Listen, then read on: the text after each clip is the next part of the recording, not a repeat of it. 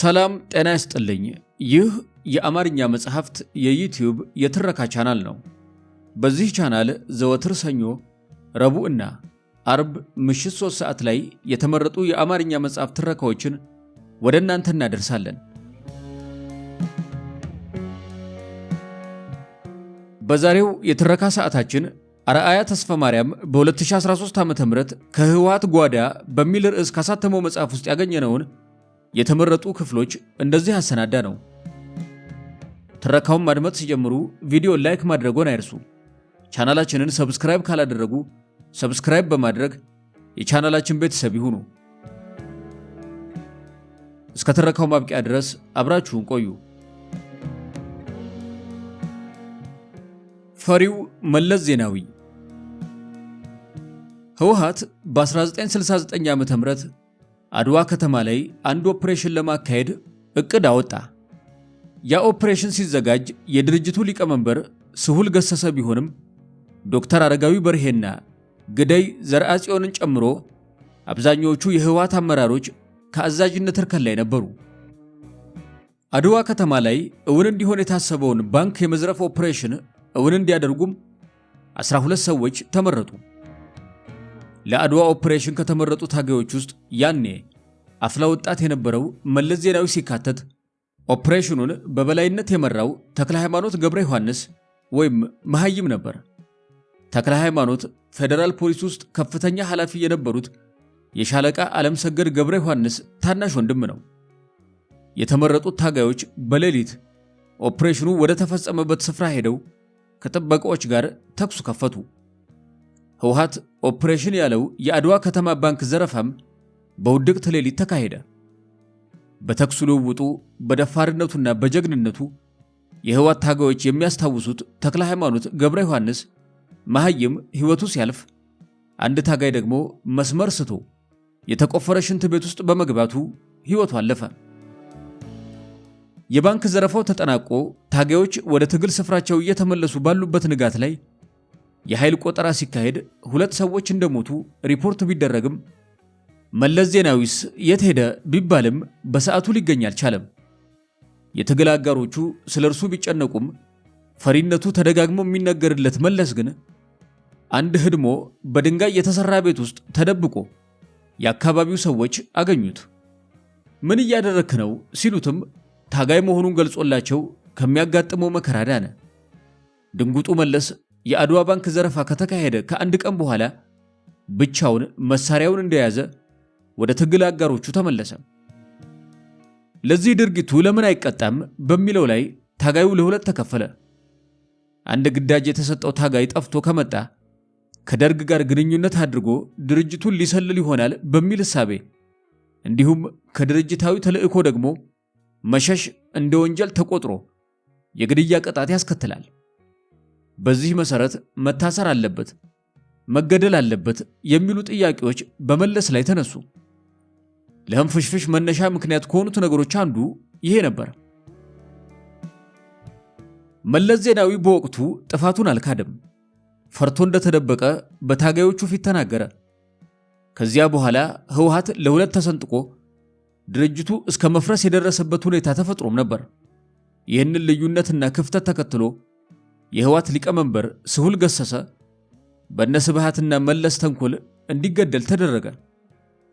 ከ2 ዓመት በኋላ አዲዳአሮ የሚባል አካባቢ በ1971 ዓ.ም ውጊያ ይካሄድ ነበር። በውጊያው አረጋዊ በርሄ፣ ተስፋዬ ቼንቶን የመሰሉ አመራሮች ከኋላ ሆነው ለታጋዩ አመራር ይሰጣሉ። አንድ የክላሽ ጥይት 500 ሜትር ድረስ ሄዶ ከዚያ በኋላ ጡዘቱን የሚጨርስ ቢሆንም ድንጋይ ላይ ተፈናጥሮ የመጣ ጥይት የመለስን ጭንቅላት ሸረፍ አደረገችው። እነርሱ ያኔ ከ500 ሜትር በኋላ ነበሩ። ከፍርሃት ጋር የተጋባው መለስም በጥይት ተመታሁ ብሎ ወደቀ። በአቅራቢያቸው ድንገተኛ ሕክምና የሚያደርጉ የጤና ባለሙያዎች ስለነበሩ እነርሱ ጋር ሄዶ ጸጉሩን ተላጭቶ ፋሻ ተጠምጥሞ ያዩት እነ ተስፋዬ ቼንቶ ፋሻውን ሁሉ አንስተው እሪ ባለበት አነስተኛ ጭረት እንደሳቁበት በርካታ ታጋዮች በትውስታ ይናገራሉ።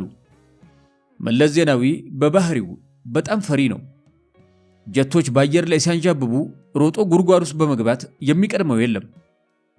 እንዲህ አይነት ነገሮች ሲከሰቱ ይንቀጠቀጣል፣ ሰውነቱ ይርዳል። ፍርሃቱ ለሌላው ሰው እስኪያስታውቅ ድረስ መላ ሰውነቱ ይርገፈገፍ እንደነበር ይነገርለታል። መለስ ከአድዋው ባንክ ዘረፋ ሸሽቶ በድንጋይ ቤት ውስጥ መደበቁን ያጋለጡት ተስፋዬ አጽባሃና ዶክተር አረጋዊ ናቸው። ተስፋዬ አጽባሃ ወይም ተስፋዬ ቼንቶ በ1968 ዓ.ም ሐረር የመኮንንነት ኮርስ ወስደው አስመራ ከገቡ በኋላ ወደ ትግራይ አስገራ የተባለ ቦታ በመምጣት ከተቀላቀሉት ቼንቶ በመባል ከሚጠሩት 5 ታጋዮች መካከል አንዱ ነው። ከማሰልጠኛ በወጣበት ዓመት ለትጥቅ በረሃ የወጣው ተስፋዬ ቼንቶ እስከ 1975 ዓ.ም ድረስ ከህወሓት ጋር በረሃ ውስጥ ነበር። በ1971 ዓ.ም በአንድ ውጊያ የደረሰበት የመቁሰል አደጋ ጉዳት ከባድ ስለነበር ወደ አውሮፓ ለሕክምና ሄደ። በጀርመን ሀገር ሕክምናውን ካደረገ በኋላ እዚያው ሀገር ሆኖ ህወሓትን የማደራጀትና አባላትን የማሰባሰብ ሥራ እንዲያከናውን ተመደበ። ተስፋዬ አጽባሃ በጣም ብሩህ ጭንቅላት ያለው ሰው ነው። የመጻፍም ሆነ የማንበብ ልምዱ ከፍተኛ ሲሆን ድፍረቱ ደግሞ ልክ የለውም። በ1977 ዓ.ም ማሌሊት ሲመሰረት ተስፋዬ አካሄዱን አጥብቆ በመቃወም ይህ ማርክሲስት ነው፣ ለትግራይ ህዝብ አይጠቅምም በማለት ተናግሮ ለቀቀ። ከዚያ ጊዜ በኋላ በጀርመን ኑሮን ያደረገው ተስፋዬ አጽባሃ ቼንቶ ህወሓትን የስብሃትና የመለስ ጉጅሌ ወይም ቡድን ነው ከማለት ባሻገር በመረጃ የተደገፉ ጽሑፎችን በተለያዩ ድረገጾችና ሚዲያዎች ላይ አቅርቧል።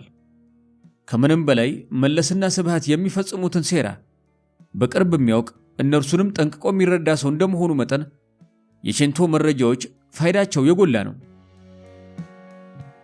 ስደት ወጥተው በረሃ የቀሩት ፍቅረኛሞች ብርሃነ ኪዳነ ማርያም በቅጽል ስሙ ማረትና አዜብ መስፍን በ1973 ዓ.ም ከሱዳን በመመለስ ነበር ህወሓትን የተቀላቀሉት። ከዚያ በፊት ለተወሰነ ጊዜ ሱዳን ውስጥ ስደተኛ ሆነው ቆይተዋል። ብርሃነ የአዜብ የመጀመሪያ ፍቅረኛዋ ነው። ፍቅረኛሞቹ ወደ ህወሓት የትጥቅ ትግል ሲገቡ የተቀበሏቸው መኮንን ዘለለውና በአሁኑ ወቅት አሜሪካ የሚኖሩት የትዴት አባል ከህወሓት መስራቾች አንዱ የሆኑት አሰገድ ገብረስላሴ ናቸው። በኢትዮጵያና ኤርትራ ድንበር አካባቢ በሚገኘው ቦታ ላይ ታዕሊም ወይም ወታደራዊ ስልጠና እንዲወስዱ ሲደረግ ወታደራዊ ስልጠናውን ለ6 ወራት የሰጣቸው አሰገድ ገብረስላሴ ነበር። ሁለቱ ታጋዮች ስልጠናውን ጨርሰው ለትግል ሲመደቡ እናንተ ተራ ታጋዮች ስለሆናችሁ በፍቅር መቀጠል የለባችሁም በሚለው የስብሃት ነጋ ውሳኔ ብርሃንና አዜብ እንዲለያዩ ተደረገ። ብዙም ሳይቆይ አዜብ የመለስ ዜናዊ ፍቅረኛ እንድትሆን ሁኔታዎች ተመቻቹ። በዚህ አይነት ትግልና ፍቅርን እኩል ያስኬዱት አዜብና መለስ በ1980 ዓ.ም ሰማሃል መለስ የተባለችውን የመጀመሪያ ልጃቸውን ወለዱ። በስደት ህይወት እንኳን ያራቀችው ፍቅረኛውን በግፍ የተነጠቀው ብርሃነ ኪዳነ ማርያም ህወሓት ኢህአዴግ መላ አዲስ አበባን ሲቆጣጠር በትግራይ ከንቲባ ሆኖ ተመደበ። ገብሩ አስራት የክልሉ ፕሬዝዳንት ነበሩ። ለ2 ዓመታት በተሰጠው ኃላፊነት ከሰራ በኋላ ያቅም ማነስ አለበት በሚል በህዝብም በካድሬውም ተገምግሞ ከቦታው እንዲነሳ ተደረገ።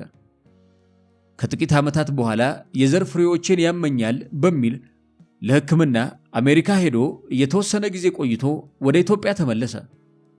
በ1990 ዓ.ም ላይ በሰዎች አማካኝነት ቅርበት ባላቸው ታጋዮች አዜብ መስፍንን አግኝቶ ወደ ቤተ መንግስት እንዲገባ በተፈቀደለት አጋጣሚ መማር ስለምፈልግ ሲቪል ሰርቪስ የምገባበትን ሁኔታ አመቻችልኝ ሲል ጠየቃት። የቀድሞ ፍቅረኛዋ ያቀረበውን ጥያቄ ተከትሎ አዜብ አስቸኳይ ትዕዛዝ በመስጠቷ የሚፈልገውን አገኘ። ብርሃነ ሲቪል ሰርቪስ ገብቶ በመማር ላይ ያለ በ1992 ዓ.ም በመለስ ዜናዊ ትዕዛዝ ደቡብ ክልል ተመደበ።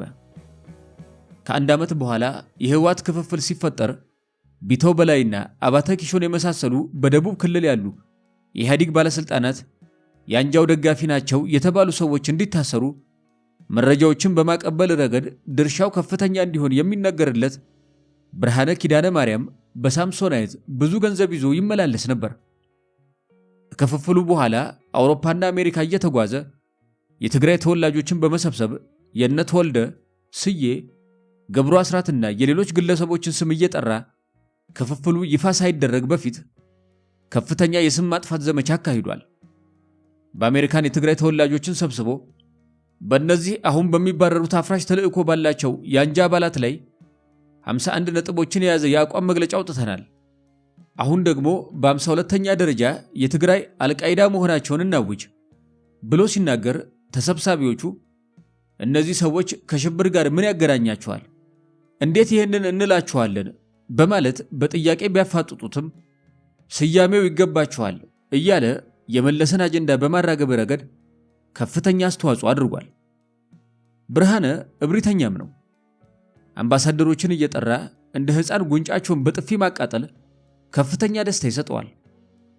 በእርሱ ምክንያት በ1994 ዓ.ም በውጭ ያሉ አምባሳደሮች ኢትዮጵያ መጥተው ሪፖርት እንዲያደርጉ በውጭ ጉዳይ ሚኒስቴር በኩል የመለስ ትዕዛዝ ሲተላለፍ በተለያዩ ሀገራት ከተመደቡ 79 ዲፕሎማቶች 56ቱ በአውሮፓና አሜሪካ ጥገኝነት ጠይቀው ለመቅረት ተገደዋል። አንጃ ናችሁ በሚል በህወሓት በሆዴድና በብአዴን የነበሩትን ብዙዎቹን አምባሳደሮች ብርሃነ ኪዳነ ማርያም የሚደበድባቸው በድሉ ማግስት ማለትም በ1984 ዓ.ም ትግራይ ውስጥ በከንቲባነት ማዕረግ ሲሰራ እነ ገብሩ አስራት በአቅም ማነስ ስላባረሩት የቂም በቀል መወጣጫ በማድረግ ነበር። በወጡት የህወሓት ማዕከላዊ ኮሚቴ አባላት ምትክ አዳዲስ የማዕከላዊ ኮሚቴ አባላት ምርጫ በ1994 ዓ.ም ሲካሄድ ጥቆማ ሲቀርብና ብርሃነ ኪዳነ ማርያም ሲባል ስብሰባውን ሲመሩ የነበሩት አቶ መለስ ዜናዊ ከጠቆሙ ላይ ቀር እንዲህ ነው ሲሉ አድናቆታቸውን ሰጡ። እርሳቸው በይፋ እንዲህ ያሞካሹትን ሰው ሁሉም አባል እጁን አውጥቶ እንደሚመርጥ ግልጽ ነበርና በዚህ መንገድ የአዜብ የመጀመሪያ ፍቅረኛ የህወሓት ማዕከላዊ ኮሚቴ አባል መሆን ቻለ። መለስ ያልወደዱት ሰው ለየትኛውም ቦታ በእጩነት ሲጠቆም ፊት ለፊት በማሸማቀቅ የተካኑ ናቸው። ማርክስ የተባለ በጺሙ ስታይልም በታጋዮች ዘንድ የሚታወቅ ነባር የህወሓት አባል በዚያው ስብሰባ ላይ ለማዕከላዊ ኮሚቴ አባልነት ሲጠቆም በጺም ብዛት ከሆነማ የኢያሱ በርሄ ጺም ይበልጣል በሚል የግለሰቡን ሞራል ክፉኛ ሰባበሩት። ማርክስ ከዚያ ጊዜ በኋላ የት እንደደረሰ አይታወቅም። መለስና ስብሃት ለዘመናት እንደ መርህ የተጠቀሙበትና አንግበው የተጓዙት ምሁሩን በጠላትነት መፈረጅ ቀዳሚው ነው። ሁለቱም የተማረ ሰው ጠላታቸው ነው። አፈጮሌውን ከህሊናው ይልቅ ሆዱን የሚያስቀድመውን እንጂ በፍጹም እውነተኛ ምሁር ማስጠጋት አይፈልጉም። በዚያን ወቅት ድርጅቱ ምሁር ያለውን መባሉን ተከትሎ 6 ወጣቶች ለይስሙላ እንዲገቡ ሲደረግ እንግዲህ እኛ ፖሊሲ ማውጣት አቅቶን አይደለም፣ አስተዳደርና ሌሎች ስራዎች መስራትም አላቃተንም፣ እናንተ ገና ለገና ተማርን ብላችሁ እንጣጥ እንዳትሉ በሚል ነበር ያሸማቀቋቸው። እነዚያ ምሁራንም ብዙም ሳይቆዩ ድርጅቱን ለቀው ወጥተዋል። የመለስ ዜናዊ ታማኝ አሽከሪ ሆነው ብርሃነ ኤፈርት ውስጥ ተመድበዋል። ሌሎች ትላልቅ ኃላፊነቶችም በተለያዩ ጊዜያት ተሰጥተውት ሁሉን ነገር ለመቆጣጠር ችሏል። መለስና ስብሃት የስፖርት ዘርፎችም ሆነ በተለያዩ ቦታዎች የሚያምኗቸውን የራሳቸውን ሰው ሲያስቀምጡ ብርሃነ ኪዳነ ማርያም ተቀዳሚ ምርጫቸው ሆኖ አገልግሏቸዋል። ምንም አይነት የስፖርት ዕውቀት ሳይኖራቸው በዘርፉ በከፍተኛ ኃላፊነት ከተመደቡት ውስጥ ብርሃንና ተክለወይኒ በግንባር ቀደምነት ይጠቀሳሉ። ተክለወይኒ በኢትዮጵያ እግር ኳስ ፌዴሬሽን ምክትል ፕሬዝዳንት እያለ በ2005 ዓ.ም ከ31 ዓመት በኋላ ለአፍሪካ ዋንጫ እንድታልፍ ያደረገው ኢንስትራክተር ሰውነት ቢሻው መባረር አለበት፣ የውጭ አሰልጣኝ እንቀጥራለን በማለት አሰልጣኙ ከብሔራዊ ቡድን እንዲባረር የወሰነው ተክለወይኒ ነበር። የኢትዮጵያ እግር ኳስ ፌዴሬሽንን ከደደቢቱ ኮሎኔል አወል ጋር እንዳሻው ሲያሽከረክረውና ሲዘርፈው የኖረው ተክለወይኒ ትግራይ ውስጥ በመሸገበት ከሌሎች የጁንታ አባላት ጋር በቁጥጥር ስር ውሏል። የአቶ መለስ ዜናዊ ህልፈት ተከትሎ በፓርቲው ውስጥ በነበሩ አለመግባባቶች ቀንደኛ የአዜብ መስፍን ደጋፊ የነበረው ብርሃነ ኪዳነ ማርያም ከህወሓት ማዕከላዊ ኮሚቴ አባልነት ተባረረ። የጥንት ወዳጁ አዜብም እዚያው የስብሰባ አዳራሽ ውስጥ ራሷን መቆጣጠር አቅቷት ስቅስቅ ብላ በማልቀስ ስብሰባውን ረግጣ በመውጣት በተመሳሳይ ከማዕከላዊ ኮሚቴ አባልነቷ እንድትባረር ተደረገ። ለውጡ የተከሰተ ሰሞን ከካሳ ተክለ ብርሃን ጋር ከፍተኛ ቆንስላ በመሆን ወደ አሜሪካ እንዲሄዱ የተደረገው ብርሃነ በአሜሪካን ሀገር ዋሽንግተን የኢትዮጵያ ኤምባሲ ውስጥ እየሰራ ነበር። ማንነቴን ሳልገልጽለት ብርሃነን አሜሪካ ውስጥ በአካል አግኝቸው ስናወራ ያመልካቸው አሽከራቸው ሆኖ ብዙ ይሰራላቸው የነበረው ግለሰቦች ላይ የነበረው አቋሙ ተቀይሮ እነ ስብሃት፣ ስዩም መስፍን፣ አባይ ፀሐዬና አሁን ያለው የህወሓት ቡድን የትግራይ ህዝብ ጠላት ነቀርሳ በመሆኑ ከትግራይም ከኢትዮጵያ ምድር መወገድ አለበት ነበር ያለኝ። ተገለባባጩ ብርሃነ በዚህ አቋሙ አልጸናም። ፌብሩዋሪ 2019 አምባሳደር ካሳ ከአሜሪካ አምባሳደርነት ተቀይሮ ወደ ጃፓን ሲሄድ ከሎስ አንጀለስ ቆንስላ ጀነራልነት ተነስቶ የዋሽንግተን ሚስዮን ምክትል መሪ ሆኖ ተመደበ። ብርሃነ በዚህ ኃላፊነት ቆይታው ባለበት የጤና ችግር ምክንያት አንድም ቀን ስራ ገበታው ላይ ተገኝቶ አያውቅም። በሕክምና እርዳታ ላይ የነበረው ብርሃነ ኃላፊነቱ ሊያበቃ 2 ወራት ሲቀሩት ስራውን በገዛ ፈቃዱ መልቀቁን በማህበራዊ ሚዲያዎች ላይ ይፋ አደረገ። እስከማውቀው ድረስ ስራ ገበታው ላይ በህመም ምክንያት ባይገኝም አስፈላጊው ድጋፍ ይደረግለት የነበረው ብርሃነ የተደረገለትን የመንግስት ውለታ ዘንግቶ የፖለቲካ ነጋዴ ሆኖ ብቅ አለ። ያሞካሸውን መንግስት መወገድ ያለበት ሲለው በሰነበተው ጽንፈኛው የህወሓት ቡድን ቀይሮ የጥገኝነት ህልሙን እውን ለማድረግ ሲውተረተር ታየ። ኦፕሬሽን አጋዚ በ1978 ዓ.ም 1500 እስረኞችን ከመቀሌ ለማስፈታት በተደረገው ኦፕሬሽን የብርቱ ደፋሩ ታጋይ አጋዚ መጠሪያ የተሰጠው ግዳጅ ነበር። የህወሓት ታጋዮች አጋዚ ኦፕሬሽንን ከማካሄዳቸው በፊት ይሄ ኦፕሬሽን እንዴት ሊካሄድ ይችላል በሚል 2 ታጋዮች ተመርጠው አህያ ላይ እንጨትና እህል ጭነው ራሳቸውን ገበያ የሚያወጡ ገበሬ መስለው ወደ መቀሌ እንዲገቡ ተደረገ። እነዚህ ሰዎች በኋላ ኮሎኔል ሆነው የአክሱም ተወላጁ አረጋዊና ኃይለ ሥላሴ የሚባሉ ታጋዮች ነበሩ። ታጋዮቹ መቀሌ ከገቡ በኋላ ድንገት ከተደረሰባቸው ራሳቸውን ወዲያውኑ እንዲያጠፉ በውስጥ ሱሪያቸው ደብቀው የያዙት የሚዋጥ ኪኒን ተሰጥቷቸዋል። አረጋዊና ኃይለ ሥላሴ መቀሌ ገብተው 1500 እስረኞች የታሰሩበት ወህኒ ቤት ያለውን የጥበቃ ሁኔታ፣ የጥበቃ አባላቱን ቁጥር፣ አጠቃላይ የወህኒ ቤቱን አቀማመጥ የሚያሳይ መረጃ ይዘው ተመለሱ። በተገኘው መረጃ መሰረት ኦፕሬሽኑን የመራው ሀየሎም አርአያ መረጃውን በጥንቃቄ ተቀበለ። በአሸዋ ገበታ ላይ የእስር ቤቱን አቀማመጥ አረጋዊና ኃይለ ሥላሴ ባስረዱት መሰረት በውድቅት ሌሊት ወደ እስር ቤቱ በመግባትና ተኩስ በመክፈት በ15 ደቂቃ ውስጥ ኦፕሬሽኑ ሙሉ በሙሉ ተጠናቀቀ። እስረኞቹ ሙሉ በሙሉ እንዲለቀቁ ያስቻለውን ይህንን ኦፕሬሽን ከሀየሎም በመቀጠል የመራው ሸዊት ገብረመድህን ግንባር ቀደም ተጠቃሽ ነው። ታጋይ ሸዊት ገብረመድህን ከዚያ በኋላ በጭንቅላቱ ላይ በደረሰበት የመቁሰል አደጋ ከድርጅቱ ተገለለ። ይህ ሰው በትግራይ ወረዳ ሃይፈሮም ከተማ እንትጮ ጣቢያ ደጎዝ ቁሽ ህፂና በምትባል የገጠር ከተማ በበሬ ቆዳ በተሰራ አጎዛ ላይ ተኝቶ እስካሁን ድረስ ልብን በሚነካ አሳዛኝ ሁኔታ ህይወቱን እየገፋ ይገኛል። ጥይቱ በጭንቅላቱ ላይ ባደረሰበት ከፍተኛ ጉዳት ምክንያት ታጋይ ሸዊት ገብረመድህን በትክክል ማውራት ስለሚቸገርና ስለሚጨነቅ ከሰዎች ጋር መገናኘት መቀላቀልን አይፈልግም። ብዙ ጊዜ በህወሓት ውስጥ ጀግና የሚባለው ሙሉ አካል ያለው ከሞት የተረፈ በጦርነት ላይ ብዙም ተሳትፎ የሌለው የነመለስ አይነቱ ፈርቶ የሚደበቀው ነው። ይሁን እንጂ ከ3 አስርት ዓመታት በላይ ቁርበት አንጥፎ ለመተኛት በድህነት ውስጥ ለመኖር የተገደደው እንደ ሸዊት አይነት የወንዶች ወንድ መኖሩን ግን ጥቂት ታጋዮች ዛሬም ፊት ለፊት ይመሰክራሉ። የተረሳው ጀግናው ሸዊት ገብረመድህን ጡረታ የለውም። የሚያስታምመው ሰውም ካጠገቡ የለም። ልም ባለችው የገጠር መንደር ውስጥ ከአካልም ከስነ ልቦና ጉዳቱ ጋርም ብቻውን እህህ እያለ ዘመናት አልፈዋል።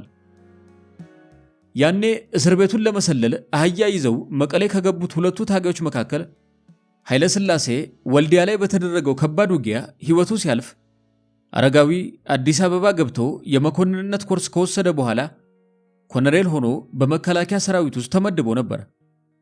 በ1985 ዓ.ም ታጋዮች ሲቀነሱ እስር ቤት ሲወረወሩ በድምሩ 36000 ታጋዮች ሲበተኑ ለምን የሚል ጥያቄ ካነሱት መካከል አንዱ እርሱ ነው። በዚህ ምክንያትም በሆለታ እስር ቤት ለ5 ዓመታት ከበርካታ የጦር መኮንኖች ጋር ታስሯል። እነዚህ ታጋዮች ለመታሰራቸው ምክንያት መፈንቅለ ፓርቲ ሊያደርጉ ነው የሚል ክስ በመለስ ዜናዊ ቀርቦባቸው ታጋዮቹ እንዲገረፉና እንዲሰቃዩ ተደርገዋል። ኮሎኔል አረጋዊ ከ5 ዓመት የግፍ ቆይታ በ1992 ዓ.ም ከእስር ከተፈታ በኋላ መኖሪያ ስላልነበረው ጃንሜዳ ግቢ ውስጥ አንድ ጥግ ተኝቶ ያድር ነበር። በርካታ ቀናት ይህንን ሰው የማግኘት እድሉን አግኝቻለሁ። ምግብ እስከ 3 ቀን የማይበላበት ጊዜ በርካታ መሆናቸውንም ደጋግሜ ተመልክቻለሁ። በተወሰነ ደረጃ የሲጃራ ሱስ የሚያስቸግረው ነበር። በፍጹም ስለ ህወሓት መስማት እንደማይፈልግ አስታውሳለሁ። ሌላው ቀርቶ ትግርኛ ቋንቋ ማውራት እስኪጠየፍ ድረስ ነበር ጥላቻው ርቆ ሄደው። በ1998 ዓ.ም በኋላ ጃንሜዳን ለቆ ጎተራ አካባቢ በረንዳ ዳሪ ለመሆን ቢገደድም እንዲህ በቀላሉ የማይሰበረውና ጠንካራው ታጋይ መኪና ማሽከርከር ተምሮ መንጃ ፈቃድ በማውጣት በደቡብ ክልል በሹፍርና እንደሚሰራ በቅርብ ጊዜ ከደረሰኝ መረጃ ለማወቅ ችያለሁ። አጋአዚና ልጁ ትብለጽ ደርግን በትጥቅ ትግል ለመጣል በረሃ ከወረዱና በ1967 ዓ.ም ህወሓትን ከመሰረቱት ቀደምት ታጋዮች አንዱ ነው። አጋአዚ ከቤተሰቡ ዘሩእ ገሰስ የሚል መጠሪያ የተሰጠው አጋአዚ ለእናቱ ብቸኛ ልጅ እንደመሆኑ እርሱም አንዲት ሴት ልጅ ብቻ ወልዶ ያለፈ ታጋይ ነው። ልጁ ትብለጽ ዘሩእ ትባላለች። ዘሩእ ገሰሰ በበረሃ ስሙ አጋአዚ በጣም ደፋርና ብሩህ አእምሮ ያላቸው ተብለው ከሚጠሩ ቀደምት የህወሓት አባላት አንዱ ነው። ስለ አጋዚ አሟሟት በህወሓት በኩል ሪፖርት የተደረገው በ1968 ዓ.ም በአክሱም ውቅር ማርያም በተባለ ስፍራ ከደርግ ህዝባዊ ሰራዊት ጋር በተደረገ ጦርነት ህይወቱ አልፏል የሚል ነው። በ2012 ዓ.ም ወርሃ ግንቦት ስዩም መስፍንና አባይ ፀሐዬ የተለያዩ ቦታ ሆነው በትግራይ ቴሌቪዥን ስለ አጋዚ አሟሟት የተናገሩት እርስ በእርስ የሚጋጭ ነው። አባይ ፀሐዬ አክሱም ላይ በተደረገ ኦፕሬሽን ተገደለ ሲል፣ ስዩም መስፍን ደግሞ ማጫው ላይ ከስሁል ጋር በሄዱበት ወቅት የደርግ ፖሊሶች ወይም ደህንነቶች እንደተከታተሏቸውና እንደደረሱበት ሲያውቅ እጁ ላይ የነበረውን በከተማ ስለላ ላይ የተሰማሩ የሰዎች ስም ዝርዝር የያዙትን ወረቀቶች ለስሁል ሰጥቶ እርሱ ተገደለ በማለት ተናግሯል። እነዚህ የህወሓት ሹማምንት ፈጽሞ ሊቀራረብ የማይችሉ እርስ በእርሱ የሚጋጩና ሰፊ ልዩነት ያላቸው ምክንያት ነው ስለ አጋዚ አሟሟት የሰጡት። ስሁል የድርጅቱ የወቅቱ ሊቀመንበር እንደመሆኑ የደርግ ፖሊስና ደህንነቶች አጋዚን ከተከታተሉት እንደተባለውም ከገደሉት እንዴት ስሁልን ለቀቁት የሚለው በራሱ አነጋጋሪ የማይመስል ውሸት እንደሆነ ያሳያል።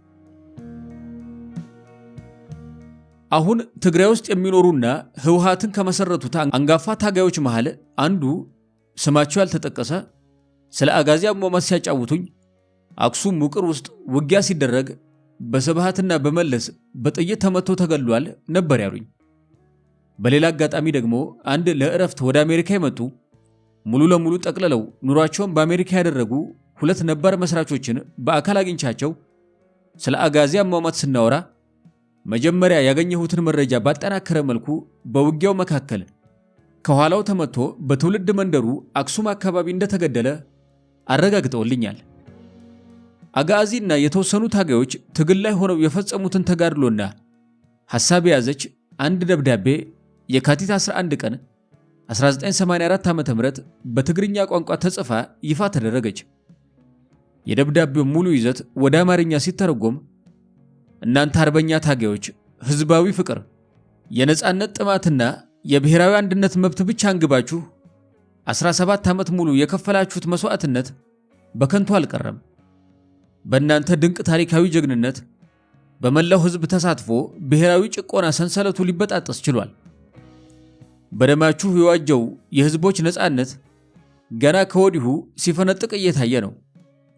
ሙሉ በሙሉ እስኪደምቅና መላው ህዝብ ከድህነት ተላቆ እስኪያልፍለት ድረስ ህዝባዊ ያደራ ቃላችንን ሳንዘነጋ የአንድነት አቋማችንን አጥብቀን በመጠበቅና ህዝባዊ ድልን በመከተል ሁሌም ወደፊት እንጓዛለን።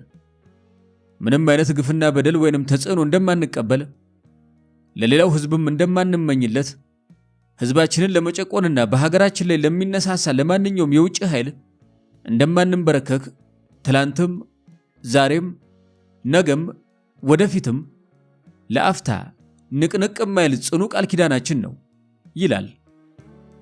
ይሄ ደብዳቤ እነ አጋዚ ካለፉ በኋላ የካቲት 11 1984 ዓ.ም ዘላለማዊ ክብር ለጀግና ሰማዕታት በሚል የትጥቅ ትግል የጀመረበትን 18ኛ ዓመት በዓል ሲያከብር ያወጣው መግለጫ ነው።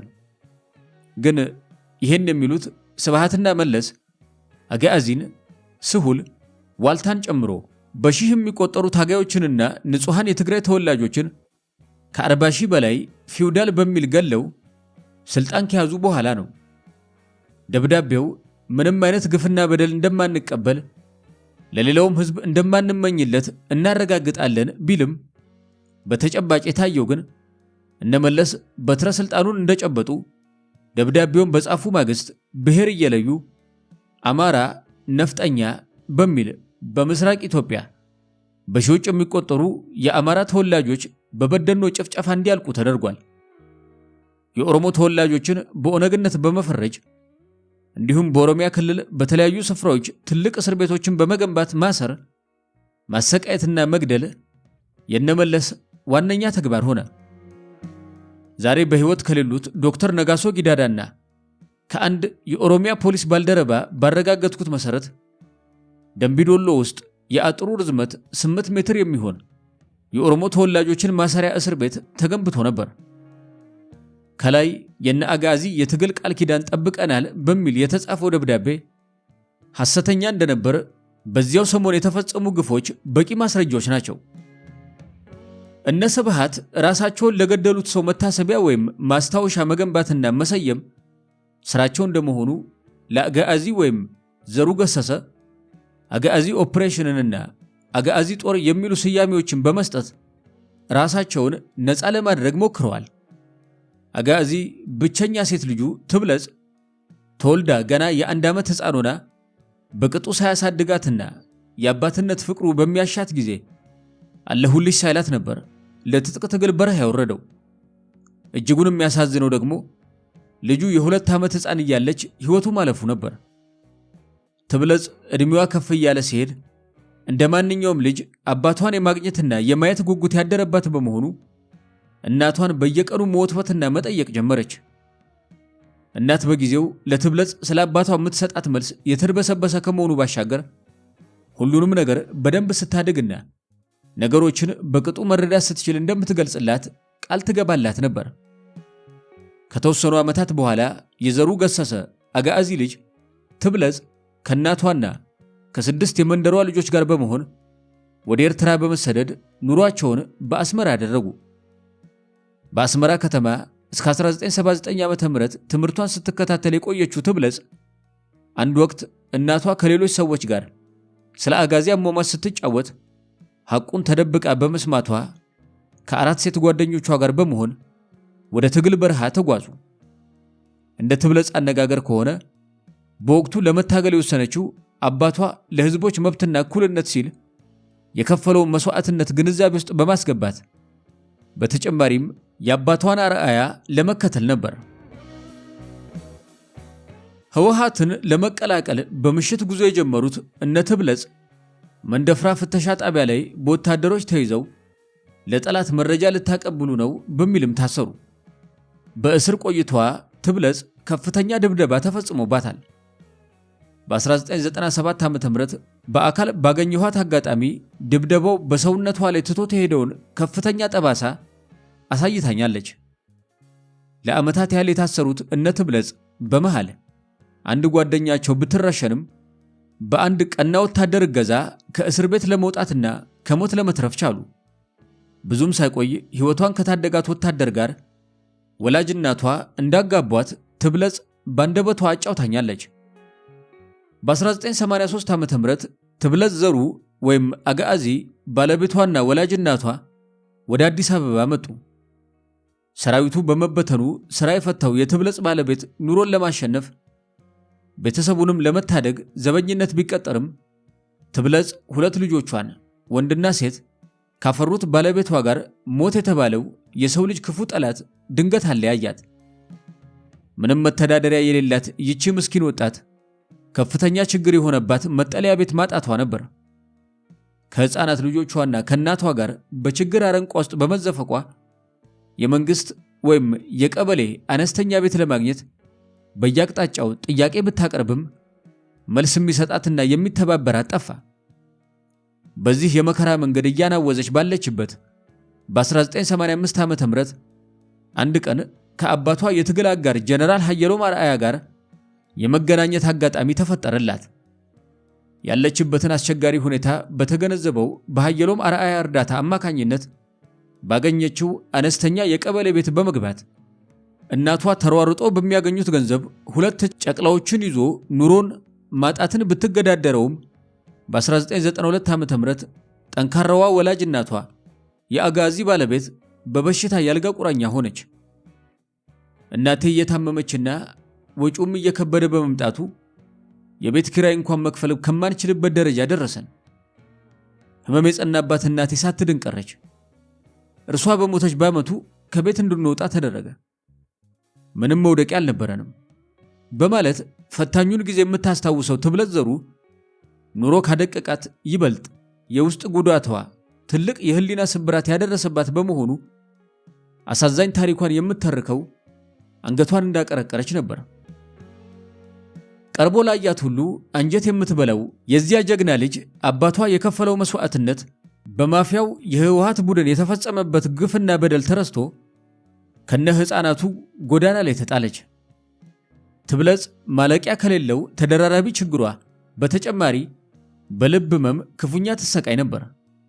ግን እርሷም መኖር ልጆቿም መብላት ነበረባቸውና የሰው ቤት ተመላላሽ ሰራተኛ በመሆን በወጣትነቷ የእናትነት ግዴታዋን መወጣት ቀጠለች። የዘሩ ገሰሰ አጋዚ ልጅ ትብለጽ ጎኗን ማሳረፊያ ቤት አሊያም ልጆቿን ዳቦ የምታቀምስበት ሥራ ለማግኘት ያረገጠችው የባለስልጣን ደጅ ያለመነችው የመንግስት ሹም አልነበረም። ግን ሁሉም ሊተባበሯት ፈቃደኛ ባለመሆናቸው ትርፏ ድካም ብቻ ሆነ። በስተመጨረሻም በብዙዎቹ ባለስልጣናት የአባቷ የትግል አጋሮች ተስፋ የቆረጠችው ትብለጽ ዘሩ ለጠቅላይ ሚኒስትር መለስ ዜናዊ እንዲህ የሚል ደብዳቤ ጻፈች። ለአቶ መለስ ዜናዊ የኢትዮጵያ ፌዴራላዊ ዲሞክራሲያዊ ሪፐብሊክ ጠቅላይ ሚኒስትር፣ አዲስ አበባ። ክቡር ጠቅላይ ሚኒስትር፣ የእግዚአብሔር ፈቃድ ሆኖ እርሶና የትግል ጓዶቹ በአጠቃላይ ሰፊው የሀገራችን ህዝቦች ሲመኙትና ሲታገሉለት የቆዩት ዓላማ እውን በመሆኑ ለሰላም ለእድገትና ለዲሞክራሲ ጽኑ መሰረት መጣል በመቻሉ እርሶም ህዝባችንን ለማገልገል የሚችሉበት የተሻለ ሁኔታ በመፈጠሩ በቅድሚያ እንኳን ደስ ያሉት ለማለት እፈልጋለሁ።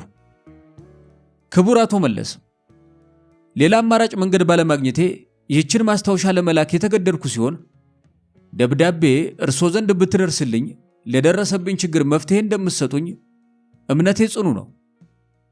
እኔ ትብለጽ ዘሩ ገሰሰ እባላለሁ።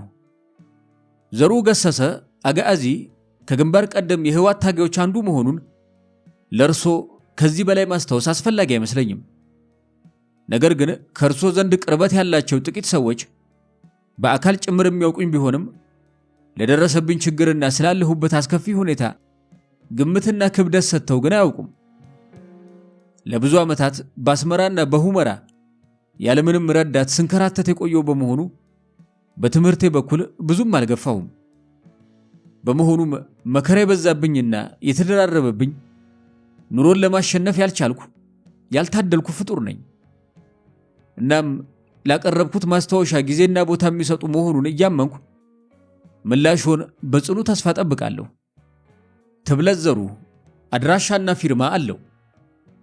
ይህ ደብዳቤ መለስ ዜናዊ ዘንድ ደረሰ። እርሷም ምን ምላሽ አገኝ ይሆን በሚል ለዓመታት በተለያየ መንገድ ደጅ በመጥናት ብትኳትንም ጠብ የሚል ነገር ጠፋ። በመጨረሻም ከጠቅላዩ በላይ መፍትሄ ሊሰጠኝ የሚችል የለም በሚል ለጥያቄዋ መልስ መፈለጉን ትታ ኑሮን ፊት ለፊት መጋፈጥ ቀጠለች።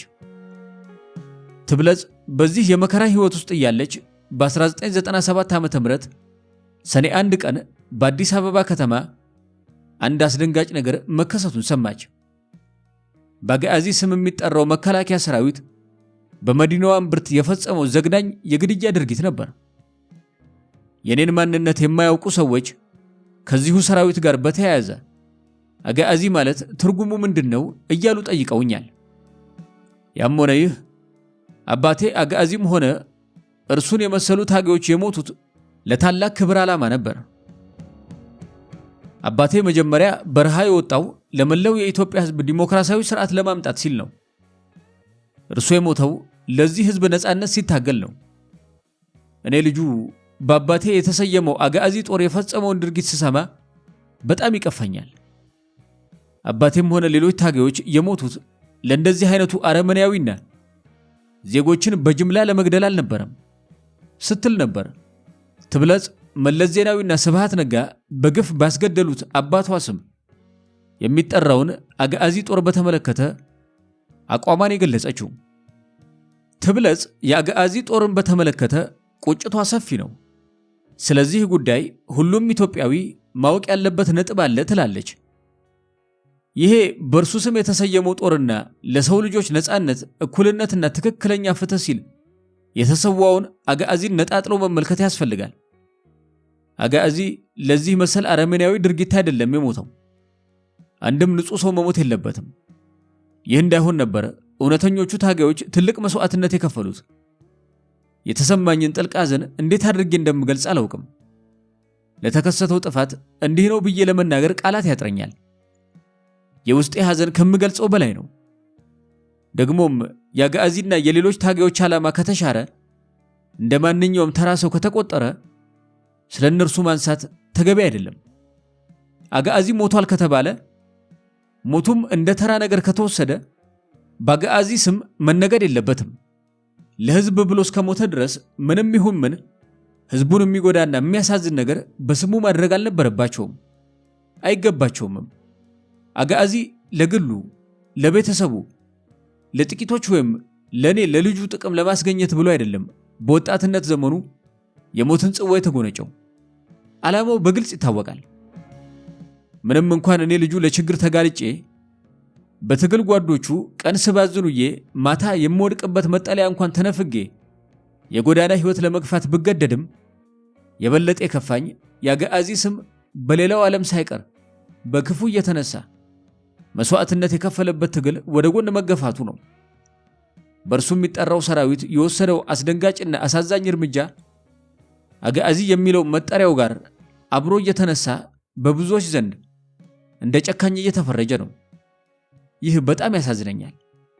ለዚህ ነው በአጋዚ ስም መነገድ የለበትም እምለው ስትል በእንባ እየታጀበች የነገረችኝን ሐሳቧን በወቅቱ እሰራበት በነበረው ኢትዮጵያ ጋዜጣ አማካኝነት ለህዝብ እንዲደርስላት አድርጌያለሁ። ትብለጽ በዚያን ሰሞን ከችግሯ ባሻገር ከፍተኛ ፍርሃት ውስጥ ነበረች። ሰዎች እኔ የአጋዚ ልጅ መሆኔን ቢያውቁ፣ በተለይ የሟቾቹ ወጣቶች ቤተሰቦችም ሆኑ የአጋዚ ጦር ከፍተኛ ግፍ ሲያደርስ የተመለከቱ የህብረተሰብ ክፍሎች እኔና ልጆቼን ምን ሊያደርጉን እንደሚችሉ ሳስብ በጣም ይጨንቀኛል ትልም ነበር። ከርታታዋ ትብለጽ ዘሩ በአንድ ወቅት ስብሃት ነጋ ቢሮ በመሄድ ከነ ልጆቿ ጎዳና ላይ መውደቋን በመግለጽ ቤት እንዲሰጣት ስትጠይቅ ቤት ወደ መገናኛ አካባቢ ነው የሚሰጠው፣ እዚያ ሄደሽ ጠይቂ የሚል ምላሽ ሰጥቶ ነበር ያሰናበታት። ምንም ነገር የማታውቀው ምስኪኗ ትብለጽ እንደተባለችው መገናኛ አካባቢ በተደጋጋሚ እየሄደች ቤት የት ነው የሚሰጠው፣ የመንግስት ቤት ለመውሰድ ነበር እያለች ስትጠይቅ የተመለከቷት ሰዎች አንቺ ልጅ ጤነኛ ነሽ? እዚህ አካባቢ ቤት ይሰጣል የሚባል ነገር የለም በሚል ይመልሱላት ነበር። አንዳችም ርህራሄ ያልፈጠረበት ክፉ ስብሃት ነጋና ግብረአበሮቹ ምን ያህል በሰው ልጅ ችግር መጎሳቀል የሚዝናኑ፣ በተለይም አብሯቸው ለታገለና ራሳቸው ላስገደሉት ሰው በልጆቹ ጭምር እንዴት እንደሚጨክኑ የሚያሳይ ድርጊት ነበር በትብለጽ ላይ የተፈጸመው። ትብለጽ ዘሩ በዚህ ችግር ውስጥ እያለች በ2006 ዓ.ም በጠና ታማ ሕይወቷ አለፈ። ነፍሷን በኤርትራ ከታደገው የቀድሞ ሰራዊት ወታደር ያፈራቻቸው 2 ልጆች አሁን ላይ አድገው ትልልቆችም ሆነው ወንዱ በሥራ ዓለም የተሰማራ ሲሆን ሴት ልጇ ግን ይህ ታሪክ እስከተጠናከረበት ሰዓት ድረስ ኑሮን የምታሸንፍበት ውሎ መግቢያ የሚሆናትን ሥራ እያፈላለገች እንደሆነ በአካል ተገናኝተን አውርታኛለች።